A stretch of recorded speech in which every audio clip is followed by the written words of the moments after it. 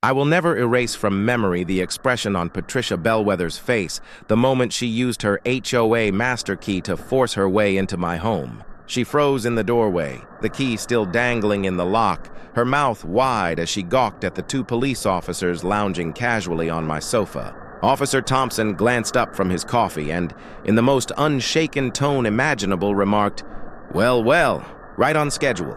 Patricia's eyes ballooned, her clipboard slipped from her grip, and before she could recover, she stumbled back, caught her heel on my welcome mat, and pitched headfirst into a pot of geraniums.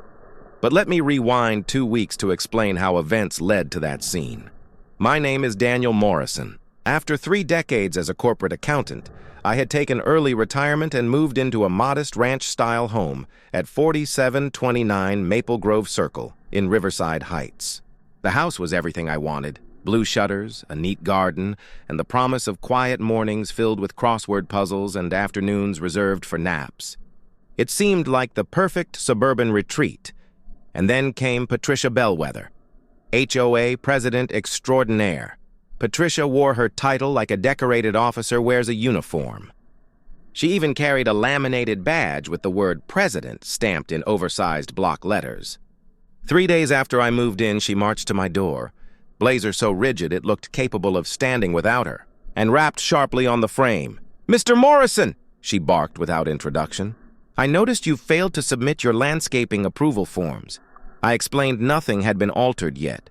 She pursed her lips, scribbled on her clipboard, and snapped, "Pre-existing conditions still require documentation.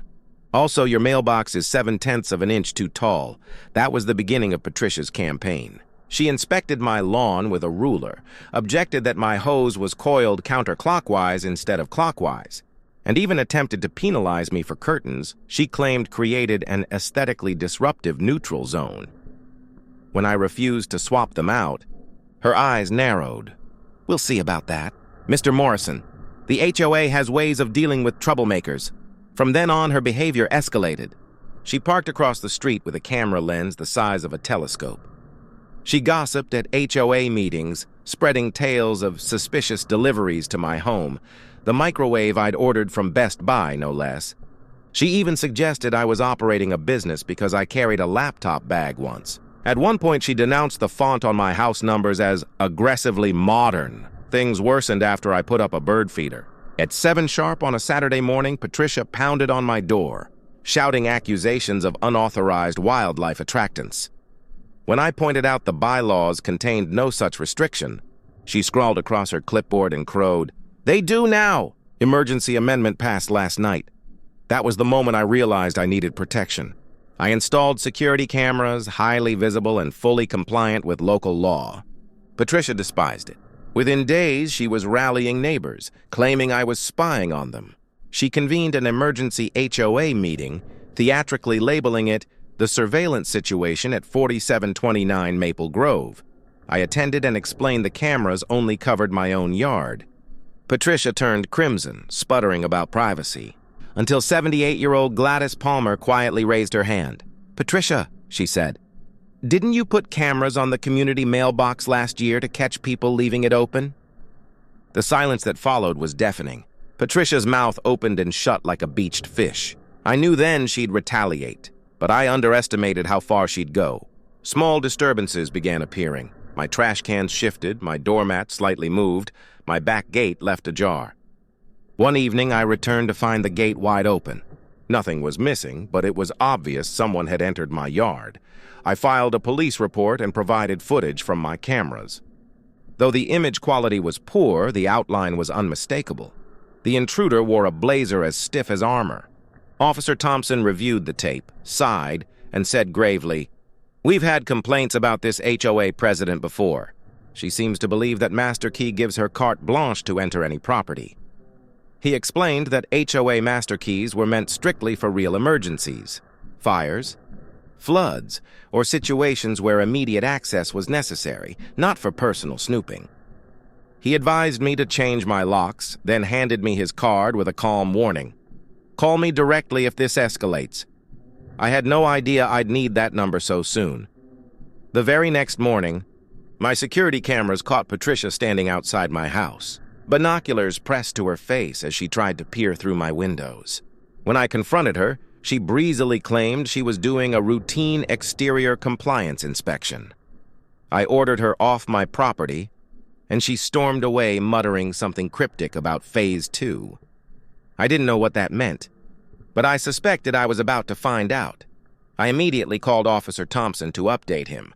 He promised to increase patrols and told me to document everything. That's when I devised a plan. For the next several days, I pretended to leave for work each morning at exactly 8 a.m. sharp. I'd drive around the block, park discreetly, then slip back into the house through the alley. Inside, I waited with my cameras running. On the third day, the trap finally paid off. At 8:45 a.m., I heard a key sliding into my front door lock. Fortunately, I had already alerted Officer Thompson to my plan. He and Officer Rodriguez had entered through my back door half an hour earlier and were sitting in my living room, calmly enjoying coffee and donuts from the local bakery. All three of us turned toward the entryway as the front door creaked open. Patricia stepped inside, clipboard in one hand and what appeared to be a measuring tape in the other. She was so focused on her self-appointed inspection that she didn't notice us at first, muttering about interior violations and unauthorized modifications. Then her gaze lifted and froze, the color drained from her face. Her clipboard slipped from her fingers, scattering papers across my hardwood floor. Officer Thompson rose slowly and declared in an official tone, "Patricia Bellwether, you are under arrest for breaking and entering, criminal trespass, and violation of Texas Penal Code Section 3005. Her legs buckled and she collapsed onto my entry rug, stammering excuses about HOA authority and emergency inspections. Officer Rodriguez just shook his head and replied, "Ma'am, measuring someone's curtains is not an emergency." Even as they cuffed her, Patricia waved the master key like it was some sort of badge, insisting she had the right to enter any home in the community. Patiently, Thompson explained that HOA bylaws do not override state law. "You can't just break into people's homes because you don't like their mailbox height," he told her with exasperation. Her face cycled through shades of red and purple as the reality sank in. She rambled about her reputation and her real estate license, but none of it mattered. Every second of the arrest was captured by my security cameras. By that evening, news of Patricia's downfall had spread across Riverside Heights. My doorbell rang nonstop as neighbors came by to thank me. It turned out she had been bullying the community for years, but no one had ever managed to catch her red-handed. Gladys Palmer even brought me a homemade apple pie, grinning as she said, "I've waited 5 years for someone to stand up to that woman." The next HOA meeting was the most crowded in the subdivision's history. Without Patricia's iron grip, residents felt free to speak, and story after story poured out. She had sneaked into homes to measure furniture placement, rifled through people's mail to check magazine subscriptions, and even crept into backyards at night to count decorative stones. The board wasted no time voting her out as president and unanimously agreed to change all the neighborhood locks. 2 months later, Patricia faced her day in court. I testified about the harassment and the break-in, presenting my video footage and written documentation. Other neighbors shared their experiences as well. Her lawyer tried to argue she genuinely believed she was acting within her authority, but the judge wasn't swayed. "Mrs. Bellwether," the judge said firmly, "being HOA president does not make you law enforcement. It does not give you the right to invade people's homes or privacy." Patricia was found guilty on all counts. Her sentence, 2 years probation, 300 hours of community service, $5,000 in fines, and a permanent ban from serving on any HOA board in the state. As the sentence was read, her face crumpled. With tears spilling down her cheeks, she turned to me and whispered, "I was only trying to preserve property values." The judge delivered the final blow. "The only value you've destroyed, Mrs. Bellwether, is your own.